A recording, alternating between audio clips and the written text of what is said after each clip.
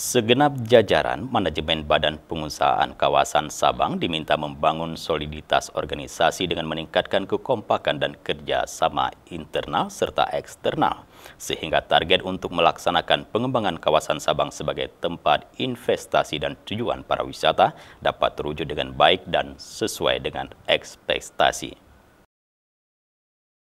Hal itu dikatakan Gubernur Aceh Nova Iriansah saat menggelar pertemuan dengan Kepala Dewan Pengawas dan pejabat struktural lingkup BPKS di Aula Kantor BPKS Minggu 25 Juli 2021. Nova menjelaskan ada 3 unsur yang mengurusi kawasan Sabang. Pertama, Dewan Kawasan Sabang DKS yang terdiri dari Gubernur, Wali Kota Sabang, dan Bupati Aceh Besar. Kemudian Dewan Pengawas BPKS dan Manajemen BPKS. Oleh sebab itu, Gubernur Nova meminta agar setiap tantangan dan masalah yang dihadapi manajemen BPKS dalam melaksanakan pembangunan kawasan dapat dikonsultasikan terlebih dahulu bersama DKS dan Dewan BPKS. Nova lebih jauh menjelaskan salah satu persoalan yang sering dihadapi pihak BPKS dalam melakukan pembangunan adalah adanya tumpang tindih regulasi antara pemerintah pusat dan pemerintah daerah.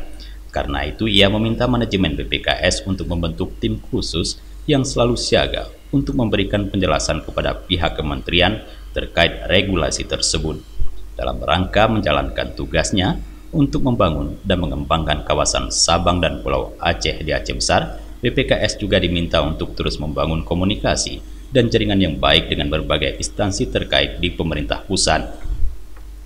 Sebelumnya, Kepala BPKS Iskandar Zulkarnain melaporkan pihaknya terus melakukan peningkatan kinerja. Ia menyebutkan daftar isian pelaksanaan anggaran atau DIPA BPKS tahun 2021 setelah direfocusing berjumlah 74 miliar. Sementara DIPA 2022 sudah dikeluarkan dengan pagu 77 miliar dan berpotensi direfocusing. Dalam kesempatan tersebut, Iskandar melaporkan kemajuan dari BPKS.